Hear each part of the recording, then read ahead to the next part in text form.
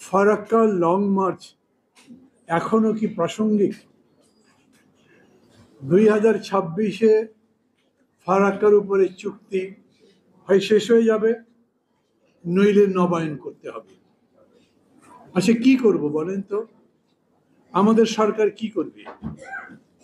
ফারাক্কার উপরে চুক্তির উপরে, বিশেষ করে বাংলাদেশের ভেতর দিয়ে ভারতের যে প্রায় 52-53টা নদীর প্রবাহ আছে, এগুলো নিয়ে অনেক কথাবার্তা হয়েছে। আসিফ নজরুল বক্তৃতা করেছেন, উনি পানির উপরে, নদীর উপরে বিশেষভাবে পড়াশোনাও করেছেন। তার একটা বক্তব্য আমি শুনেছিলাম। মূল কথা হচ্ছে যে ধরেন ফারাক্কাতে আমরা বলেছি যে ফারাক্কা পয়েন্টে যে পানি আসে, সেই পয়েন্টে এত কিউসেক পানি আমাদের দিতে হবে। এখন তিস্তাতে এসে কোনো চুক্তির কথাই বলছি না। এবং রাষ্ট্র সংস্কার আন্দোলনের হযরত তাইম খুব চমৎকার করে বলেছেন, আমরা যখন তিস্তাতে একটা বিকল্প প্রকল্পের কথা বলছি, তার মানে তিস্তাতে আমাদের ন্যায্য শেয়ার ছেড়ে দিয়েই কথা বলছি। এবং সেইটা নিয়ে যে পরিস্থিতি তৈরি হয়েছে, সেটা বাংলাদেশ সরকারের জন্য তো বটেই খুবই উদ্বেগজনক। তারা বিপদগ্রস্ত। এদিকে ভারত চায়, ওদিকে চীন চায়। জায়গাটা ভূ রাজনীতির জন্য খুবই গুরুত্বপূর্ণ, যেহেতু চিকেন নেক মাত্র কয়েক কিলোমিটার দূরে। মূলত আমি এটাই বলছি, ধরেন টেকনিক্যালি যদি আলোচনা করা হয়, পানির শেয়ারের প্রশ্ন যদি আলোচনা করা হয়, এগুলোর অনেকগুলো সেট রুল ইন্টারন্যাশনালি আছে। রাজনীতির বিষয়টা এরকম যে এই রুলগুলো মেনে চলে না সবাই। আর আন্তর্জাতিক বিষয় যখন আসে, তখন তো ওখানে জোর যার মুল্লুক তারের মতো। এটাই বাস্তব। আবারও 26 সালে যখন ফারাক্কা নিয়ে আলোচনা আসবে, কথা হবে, তখন আমরা কি করব? আমরা পুরা বেসিনের উপরে শেয়ার কোনোদিনও দাবি করিনি, মানে দাবি করতে পারি নাই। আমরা তো চুক্তি সই করিনি। যেরকম করে হাসনাত কাইম বললেন, ভাটির দেশগুলো তাদের অধিকারের জন্য কথা বলবার কথা ছিল, সেই কথা আমাদের সরকার কখনো বলেনি। ফলে দাঁড়িয়েছে এই পানির উপরে আমাদের অধিকার আছে, এটা বলাই প্রায় ছেড়ে দিয়েছি। এরকম একটা সরকার ক্ষমতায় আছে, যারা সরকারে থাকার জন্য যাচ্ছে তাই করবে। এবং এটাও আমরা সবাই বুঝি, যতদিন পর্যন্ত তারা ক্ষমতায় আছে তারা এর বাইরে কিছু করবে না। মানে একেবারে প্রকাশ্যে ঘোষণা করা হচ্ছে, ভারত আমাদের পক্ষে আছে তাই ক্ষমতায় আছি, ভারত পক্ষে আছে তাই আমেরিকার মতো শক্তিকে আমরা নিউট্রালাইজ করে ফেলেছি, সেই জন্যই আমরা নির্বাচন করতে পারছি। নির্বাচন তো আর নির্বাচন নয়, সেটা কি হয়েছে সেটা সব মানুষ জানে। এখন এই সব কিছু মিলে ঐক্যবদ্ধভাবে সেই রকম একটা প্রতিরোধ আমাদের পক্ষে গড়ে তোলা সম্ভব? মঞ্চ থেকে বলছেন অবশ্যই সম্ভব। তাও মঞ্চ থেকে সবাই বলছেন না, সবাই মিলে যদি বলেন, ধরেন আমি মনে করি মৌলানা ভাসানী তার ফারাক্কা লং মার্চ আজকে প্রাসঙ্গিক এই কারণে যে এই প্রশ্ন তিস্তার কারণে আপনার সামনে আছে, আর 2 বছর পরে ফারাক্কার জন্য আবার আসবে।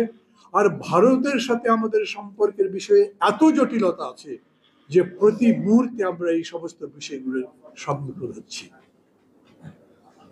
আবারও বলছি, যেরকম করে আপনি যুক্তি দিয়ে, নীতি দিয়ে কথা বলতে পারেন, ঠিক একইভাবে রাজনীতি দিয়ে কথা বলতে পারেন কিনা, সেটাই আজকের রাজনীতিবিদদের বিবেচনা করবার বিষয়। মানে এরকম একটা ব্যাপার হয়ে গেছে না, ভারত যা বলবে বাংলাদেশে তাই হবে। অনেকে এরকম বলছেন, ভারত যা বলবে তাই আমেরিকা শুনবে।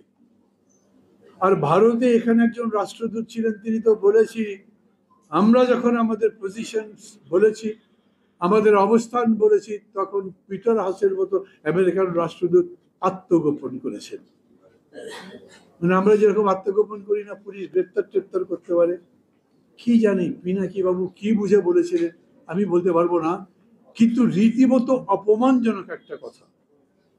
তারপরেও আমি আজকে দেখলাম গতকালকে ডোনাল্ড রু এসছেন, তার সাক্ষাৎকার নিয়েছে প্রথম আলো, এবং হয়তো আপনারা পড়ে দেখেছেন। বড় অ্যাপিজিং বলছেন গণতন্ত্র মানবাধিকারের প্রশ্ন, আমাদের এই যে অবস্থান সেটা আছে, আমরা আপোষ করছি না। কিন্তু আপোষ তো হয়ে গেল, এরকম নির্বাচনের নামে একটা ফরটেন্টি তো হয়ে গেল, দাঁড়ালো না তো।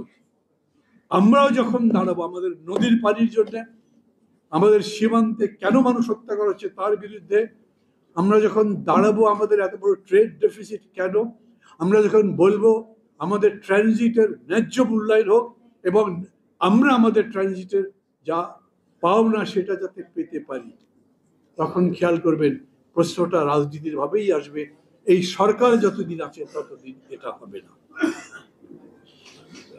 সরকার তো বদলাবে, আজ হোক কাল হোক, বদলাবেই তো। অনেকে এরকম মনে করেন যে শেখ হাসিনা 5 বছর ওকে কেউ কিছু করতে পারবে না। কেউ আবার বলেন যতদিন জীবিত আছে তাকে নড়াতে পারবেন না। আর আমি দেখি সরকার এমনি নড়ছে, কারণ রিজার্ভ নাই।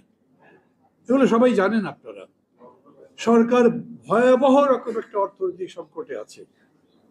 সব মিলে পরিস্থিতি এরকম, ওই যেখানে মাহবুবুল্লাহ ভাই আছেন, মোস্তফা জামাল হায়দার ভাই আছেন, আমরা একটা পরিবর্তনের ব্যাপারে বলতাম না, অবজেক্টিভ রিয়েলিটি কি, মানে এখানকার বস্তুগত পরিস্থিতি কি, বাস্তব অবস্থাটা কি বিরাজ করে, তা কি পরিবর্তনের পক্ষে?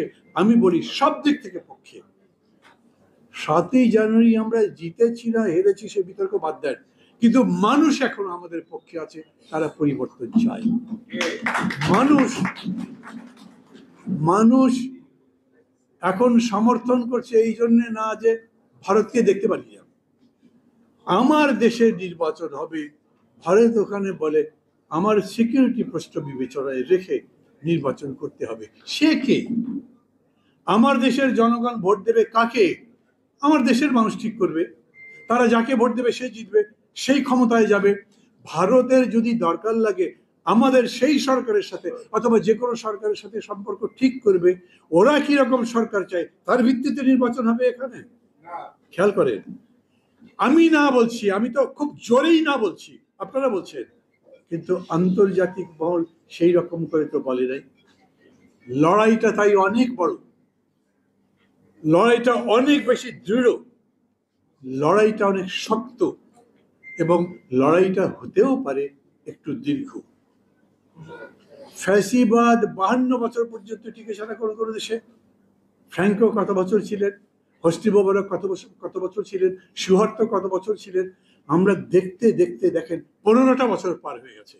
যা ইচ্ছা তাই তো করছে, আমাদের দেশ বিক্রি হয়ে যাওয়ার মতো অবস্থা হয়ে গেছে। তারপরেও আমরা ঘুরে দাঁড়াতে পারিনি। আমরা যারা আজকে এই লড়াইটা করব, আমি প্রথম বলি, এরকম হয়েছে না 12 দল ভারতীয় পণ্য বর্জনের ব্যাপারে এখানে একটা প্রেস ক্লাবের সামনে মানববন্ধন করতে দিয়েছিল, পুলিশ এসে ব্যানার ছিঁড়ে নিয়ে চলে গেছে। 12 দলের নেতারা বলেছে এই ব্যানার নিয়ে যান কেন, আমরা তো সরকারের বিরুদ্ধে বলি, ভারতের বিরুদ্ধে বলেছে। পুলিশ বলছে না, ভারতের বিরুদ্ধেও বলতে পারবেন না। তো এই পুলিশ কাদের পুলিশ, ওরা কাদের কথা বলছে? তার মানে দাঁড়াচ্ছে লড়াই করলে 12 দল একা করতে পারবে না। আমরা ভারতীয় পণ্য বর্জনের পক্ষে বলি বিপক্ষে বলি, তার মধ্যে রাজনৈতিক বিবেচনা আছে। বিপক্ষে আমরা কেউ বলেছি বলে আমি জানি না, কিন্তু একটা রাজনৈতিক লড়াইয়ে সেটাকে রূপান্তরিত করবার জন্য আমাদের সবাইকে লাগবে। পণ্য বর্জনের কথা বলছি না, আমি বলছি ভাবে আমরা কি মুইজুর মতো লড়াই করব, যেরকম শ্রীলঙ্কা লড়াই করছে সেরকম করে লড়াই শুরু করব? কিভাবে লড়াই শুরু করব? আমি প্রস্তাব করছি, হয়তো বাবলুর কাছেই প্রস্তাব করব, অথবা এখানে যারা আছেন সবার কাছেই প্রস্তাব করব, ভারতের সাথে আমাদের সম্পর্ক ঠিক করবার জন্য, আমাদের নিজেদের ন্যায্য হিস্সা পাবার জন্য, আমাদের অধিকারগুলো প্রতিষ্ঠা করবার জন্য সরকার তো আসবে না। সরকারের চামচা দালালদের বাদ দেন, দালালদের দিয়ে জীবনেও কোনো কিছু হয়নি। বাকি যারা লড়াই করে তারা সবাই এক জায়গায় আসে। যাতে অন্তত এই ইস্যুতে হলেও আমরা আলোচনা করতে পারি, আমরা কর্মসূচি নিতে পারি। 26 সালের আগেই হোক, যত আগেই হোক, তার আগেই যদি আবার একটা লং মার্চ করতে পারি, সবাই কি আসবে? সমগ্র জাতি ঐক্যবদ্ধভাবে সেরকম জায়গায় যেতে পারবে? কথার বাড়াবো না, কারণ এরপরেও 3 জন আছেন বক্তা, যাদের বক্তৃতা শোনার জন্যেও আমার আগ্রহ আছে প্রচন্ডভাবে। আমি শুধু এইটুকু বলেই এখানে শেষ করতে চাই, শুধু আবেগ দিয়ে নয়, কর্মসূচি দিয়ে, যুক্তি দিয়ে, মানুষকে এক করে এই লড়াইটা আমাদের করতে হবে। ভালো থাকবেন সবাই। খোদা হাফেজ।